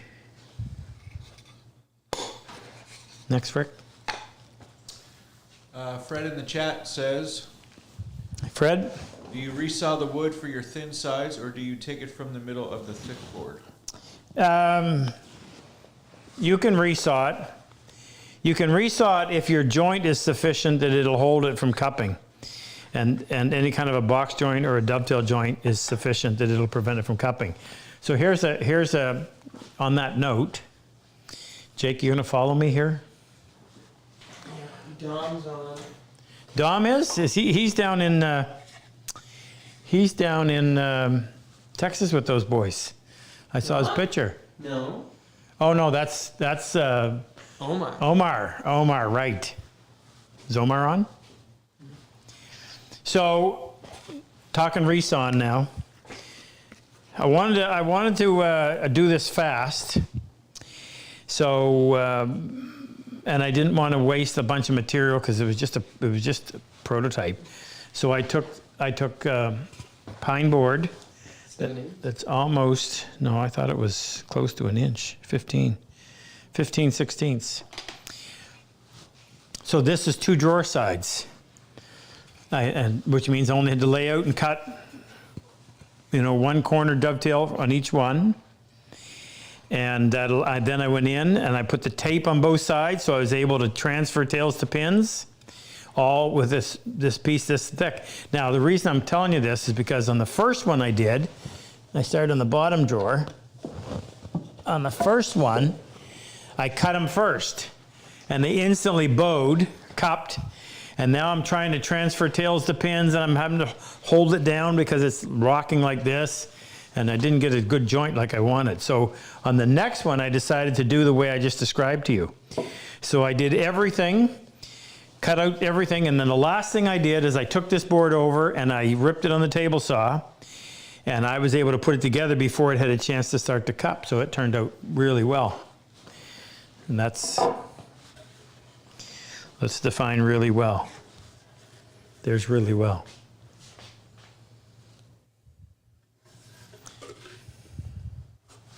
So I was happy with that. Now, my point is, as long as you're resawing and using it right away, you can probably get away with it without a problem. And you're also talking relatively small pieces. The wider it is, the more problematic it's going to be. But for small pieces like that. And I've done that too. When I made small boxes, now that you bring that up, I used to go in and this would be two pieces together, and I would just cut the fingers and then rip it afterwards. Because you can cut the fingers, you can route the groove for the bottom, and then you rip it down the middle, and the outside parts and plane, the outside parts that you're working on actually end up becoming the inside pieces. So it sped things up quite a bit. And of course you get the mirror image of the two pieces, so the color's going to match and all that nice stuff. Okay, Jake, I'm over here. Omar's on? Hey, Omar. Let's brag about him for a minute. Oh, I didn't show that too. So I'm going to talk a little bit about my wall of fame. I got some of the boys on. Omar Milan is a combat wounded EOD, Marine EOD. Had 3 of them this year. I had John Hayes down in Florida. I had Dominique. What's Dominique's last name? Chavez. And I had Omar Milan. All 3 of them were in the hospital at the same time, actually. So Omar came to the class. I'll tell you his story. Omar, the third, so the bad guys plant 1 bomb, then they would plant 2. The second bomb to try to take out the responders. Then they planted the 3rd one. And I remember him telling me that the battery supply for to detonate was on the wall. And they didn't know about that. And the wire that was leading the charge was so fine they didn't pick up with their wand. So anyway, he had his rifle and he had his wand. And when the explosion went, took off his left leg, below the knee. No, pardon me, right leg he lost below the knee. Left leg stripped all the meat off of it. So it just looks like a bone with skin wrapped around it. He's got one of those things to keep his foot so he can walk. This hand, he lost all of this, and the ends of these fingers were pretty brutalized. And on this hand, he lost all of his forearm and took out his elbow. They built him an elbow. They took muscle from his back and made that. These 2 fingers didn't work at all. They just kind of hang there because there's no cords left. So using 2 fingers and a thumb, he's over there trying to do that, and I keep wanting to help him. And he said, "No, Rob, I can do it. I can do it." So later in the week, he presents this to me. And I looked at it and I said, "Oh, that is so impressive." I said, "I know you want to take it home, but if you leave it with me, it'll go up on my wall." So I proudly put it up on my wall, and it was amazing. Was amazing. Dominique, he lost his leg. I can't remember which one. His dovetails were, he did a bench hook. So this is what a bench hook is. I only have about 15 of them around, and of course I can't grab one because they're all over there. But anyway, again, you grab them for me, please. And I don't have anything of his to show, but his bench hook, I looked at it. He was all worried at the beginning of the class. Everybody was going faster than him. I said, "Hey, don't worry about it." So when he was done his bench hook, I looked at it and I said, "There is nothing on this that I can critique. I can't point out anything and say, oh yeah, this could be this fixed, that could be fixed." It was perfect. So he took it home with him. But this is, I would put his up against mine any day. So that's a bench hook. So it's designed to clip over hang on your bench like that, and there's a slot cut in here, hasn't been done yet, so that you can go in and you can cut something, and this becomes your sacrificial piece, so you're not sawing into your bench. But they have to make this piece starts off as a piece of rough lumber. They have to process it with hand tools only until it comes out flat, smooth, and square on all 6 sides. And then they go ahead and put it, and then his dovetails look better than that. It was incredible. And then there's John Hayes, my assistant. John, helping another EOD, stepped on a mine, lost both legs above the knee. He's got about 6 inches of his femur on one side. This side, he lost the entire leg, lost his hip, his bum, wrecked his guts. He's got a permanent colostomy. Blew all the flesh off of this right forearm, and he's right-handed. So he's got some cadaver nerves, so he's got a little bit of feeling in there, but really it doesn't do much. So here he's in a wheelchair. We made him a short bench, and he's sitting there cutting these dovetails, and the bench is, the wheelchair's wiggling, and I'm just thinking, oh, poor guy. And then he produces this right over here. And I looked at it and I said, John, I know you want to take it home, but if you leave it with me, it'll go up my wall. So there he sits. And I'll give Charlie. Charlie has suffered, Morales. I don't want to brutalize it. Charlie was Army, infantry, I think, and multiple explosions, all kinds of TBIs. And he just took a long time, and I just kind of backed off and said, okay, I'll just let him go at his own pace. And Charlie, I wasn't expecting much. He suffered a lot of confusion. And then Thursday, he comes up and he presents it to me, and I go, oh, holy smokes, I said, Charlie, I know you want to take it home, but if you leave it with me, it'll go up on my wall. And then there's Brett Nelson, who's actually now he's now sits on the Purple Heart board, both Canada and United States. And although he's slow, he did a fantastic dovetail. That's Brett's. He's one of the last ones to be done in the class, but he probably had the best one in the class. And then honorable mention goes over here to Justin, and Justin did, he had done some dovetails before, but he did a perfect dovetail. I was thoroughly impressed with that. This is Phil Gustafson, my very first class I taught. Just amazing. He came back to be my assistant this year, and Philip did fantastic work. And this is Marshall Rommel in the same class as Phil. And that's the first time I taught wounded vets, and I just was blown away. I didn't expect much, but boys, oh boys, they did some of the best crafts. They've consistently, the last 32 classes, the vets have always had probably the best dovetails in the class. They do fantastic work. And remember who sent it, Jake? Yeah, it was Opie. Opie. We just received this in the mail from one of the vets that was in our last class. Josh Oprisa, class 31. Rob, thanks for all that you do. Here's a real Purple Heart for your shop. Display it proudly. Thank you very much. That's great. We've got to find a place for that. He was EOD as well. Speaking of slow dovetailers in Newfoundland? Brent's class, Andy's on. Oh, Andy's on.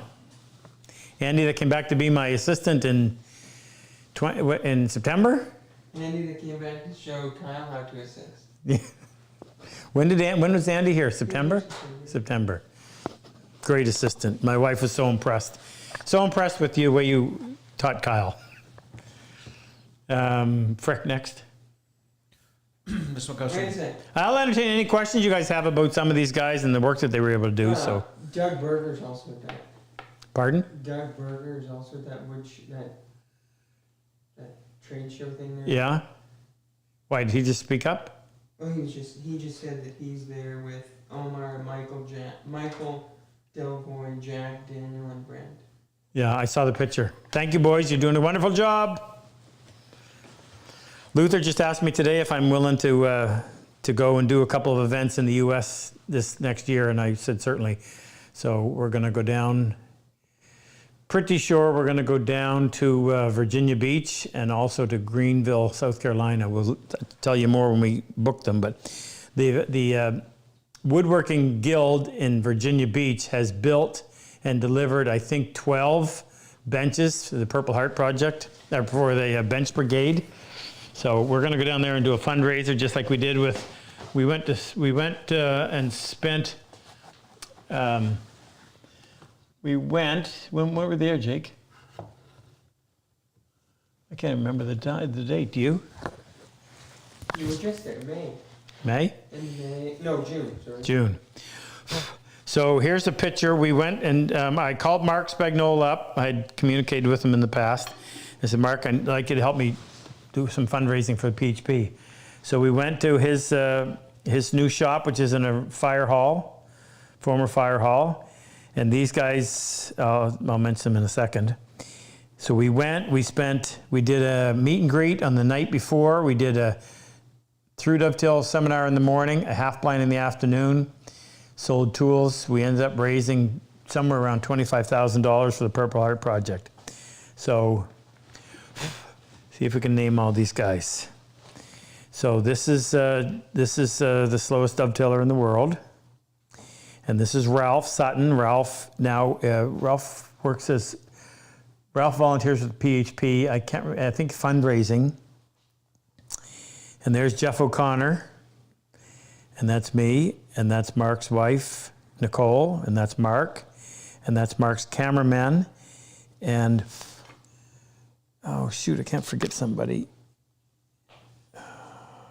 Oh, is that Sean? Yes. Oh my goodness. I had to put my goggles on.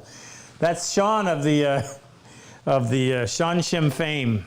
Sean McDermott right there. I'm used to seeing his ponytail and I can't see it in there. Plus I can't see. Also, Cool Ray is on. Cool Ray from Louisiana? Yeah. Cool Ray. Ray and his mule. Ray was a Vietnam vet. He tells the story of driving a mule. Check that out. It's the ugliest looking thing. Bouncing down the hill in his mule, meeting the minesweepers coming up the hill to sweep the field.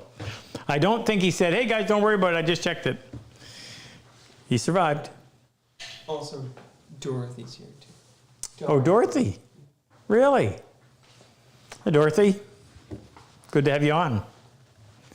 That was just in September? Yeah. Right. Awesome. We had more females in a couple of classes this year than we've ever had.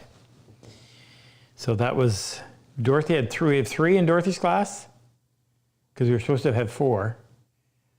And then we had two in the last class. Oh. No, sorry. What? Andy was here in July. Brent was here in September. Andy was my assistant in July. Yeah, and Brent, that's right too. If I thought about it a little bit longer, I'd have remembered. I'm tired. Frick, next. So my wife is in with Bo. I go in every night. Sometimes we get home at 10, sometimes it's later, depending on what's going on in the zoo.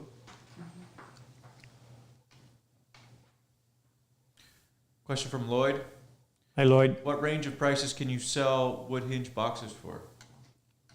Me or him? Anybody. Oh, whatever people will pay. I've sold them for, well, when I used to do these, I haven't sold any of these probably in 20 years, but these used to be 100 or 200? I think they were just 100 when you were selling them. 100 for these little ones. But we would sell them for $400, $500, $600, $700. You know, I wouldn't sell one like that for anything less than, I would probably want $1,000 for that. There's a tremendous amount of work in there.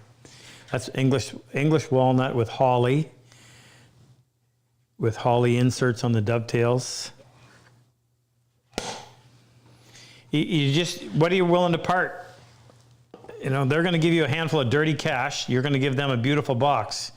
Boy, it better be a big pile of dirty cash because I'd rather have the box. Next, Frick. James Clove in the chat. Hi, James. What's your thickness material thickness on a small box?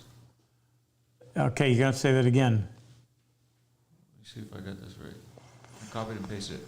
What's your material thickness What's your material thickness? on a small box? Is that what you were trying to say? Well, it was typed out differently, obviously. But. Oh. So I'm usually, on the small boxes, I'm usually somewhere north or south of 1/4 inch. I'll measure this little... How often south? I don't even know it's south.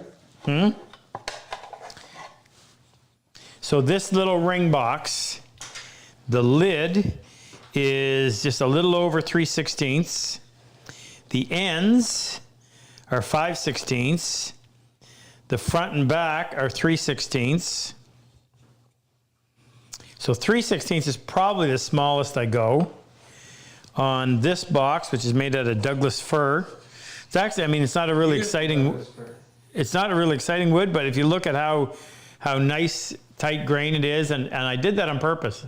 The grain is just cool. So this, the lid is a quarter, the front and back are a quarter. I always make the ends thicker. The ends are 7/16, sorry. And I do that so it stretches out, makes the pin look a little bit bigger. Now, this is lousy wood to make a hinge out of because there is such a difference between the hardness of the summer wood and the spring wood that the dowel just doesn't work. So I used walnut on that one. These little boxes that I used to make for business card boxes, the front is 3/16, the lid is a strong 3/16, the ends are 5/16. And I'll give you one more we haven't put together yet. This box, all pieces, because it's a miter, are 3/8 of an inch. I don't know what the lid and the base are, at the bottom are, because they're sitting in a groove. But there's actually, the groove is 1/8 of an inch, and it's flush on the inside. But then there's a rabbet all the way around, which just makes it. Let me get the dust off of there.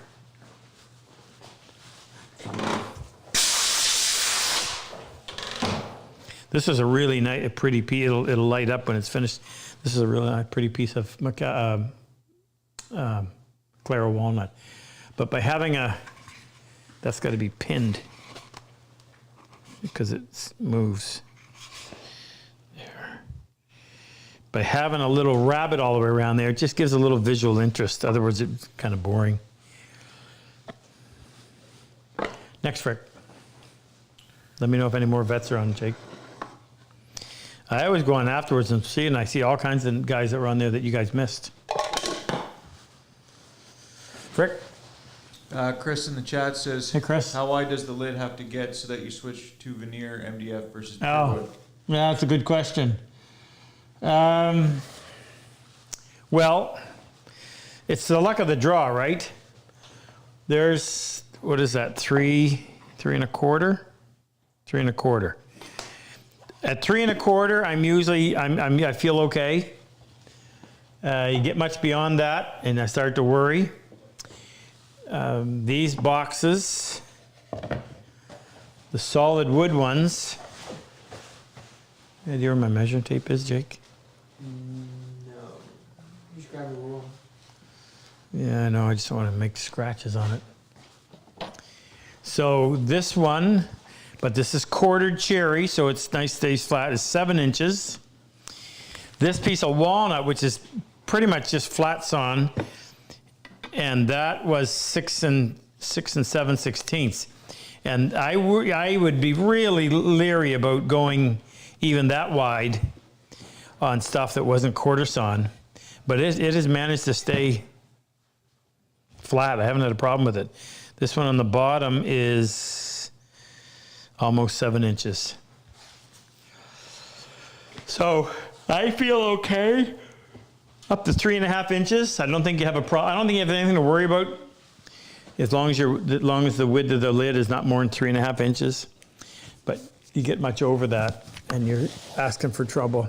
Not only are you worrying about cupping, but it shrinks seasonally, and I've had them shrink where it goes in quite a bit. So if it definitely has to be flat, then go with my preference is MDF banded, meaning you glue solid wood strips all the way around.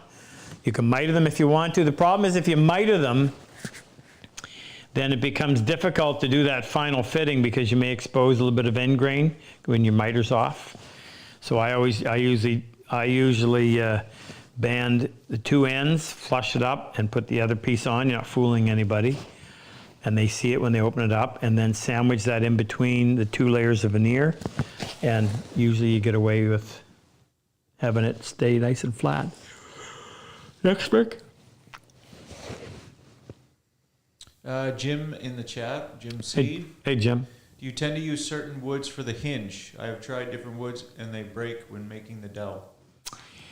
My number one favorite would be Eastern maple. Number two would be walnut, black walnut. Cherry, I've never had a problem with.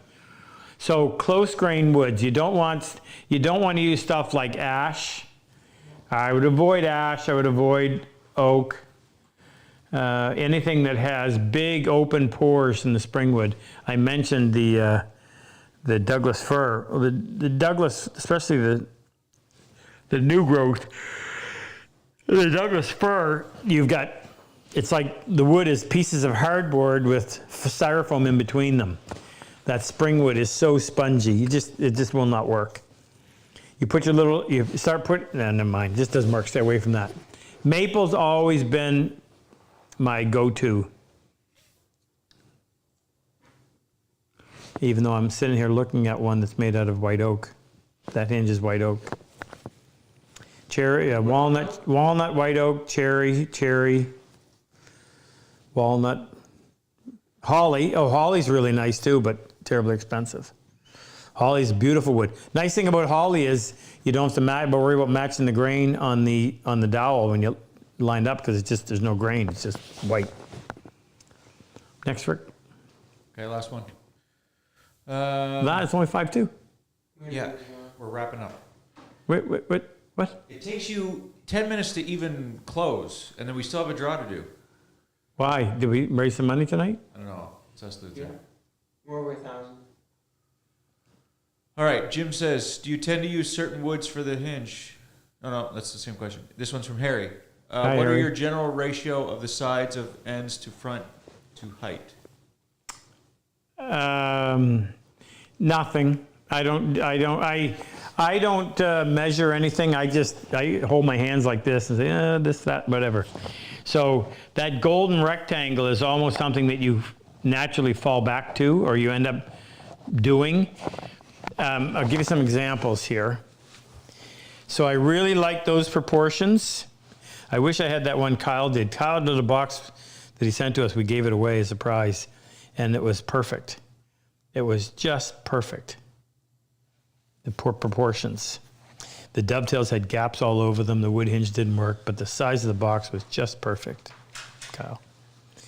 So I really like that. I'll tell you what the size is.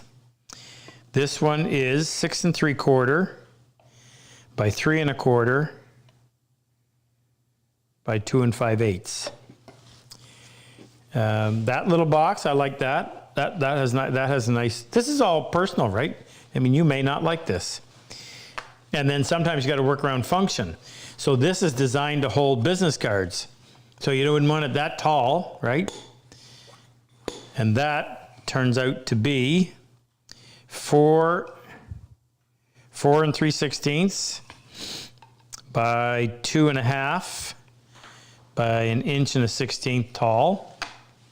This one, I'm not so happy about that. I don't really like the look of that box, proportion-wise. It is, give you the length first. It is 6 11/16 by 3 7/8 by 2 1/2. See if there's anyone out there. And then I purposely did these ones just to be different. Long, skinny box. I don't know what I was going to use that for. It says something spilled in it. So this one is 6 9/16 by 2 5/16 by 1 13/16. I'll give you one of these too. Some of these. Did you call it the golden triangle? What? Did you call it the golden triangle? Did I say that? Golden rectangle? I might have said it. Ratio. Golden ratio? Golden ratio? So this little walnut box is 12 inches long by 6 7/16 wide by 2 3/4 tall. I think I like the proportions of this box a little bit better. It is 12 by 7 by 3 5/8. It doesn't take much. Doesn't take much of a change to make a difference in the overall look and feel of it. 10 by 6 by 2. 10 by 6 by 2 inches tall. No, like 2 and 11. 2 11/16 tall. There's my measuring tape I was looking for. Any other vests to say hello to, Jake? No, that's it. All right. We're giving away one prize, Frick? I don't have access to that. Yes. Huh? Yes. Should we give away we should give away a wood hinge box, right? Let's give away one of these. Kit. No, I'm going to give away a box. I'm going to give away one of these ones I did. So these were the ones that were experimental. I'll give away this cherry one. So I'll sign it. It's not signed yet. I wanted to actually show you how to do this, but I didn't get around to it. This is cherry, and I really like how clean this box was. Easy to make. So that's what we'll give away tonight. So Frick, you want to do the draw? Oh, and we got away 3 dead cats. Big shout out to Moose tonight. They had the celebration of life for his son Jason, and the place was packed, as evidenced by what a great guy he was and how people loved him. All right, here we go. So we're doing 3 dead cats first. 3 dead cats. Here we go. Email Gina, support@RobCosman.com. Tell her your size if you're a winner. First one's going to Anton Hyduke in Toronto. Anton in Toronto, you'll need that. Toronto's cold. Number 2 is Jeff Hassey in Minnesota. Jeff, you would definitely need it in Minnesota. And number 3 is Richard Anderson in Waterbury, Connecticut. And Richard in Connecticut, you'll need it too. All guys that are in cool climates. All right, so now we're going to give away that box to... It is going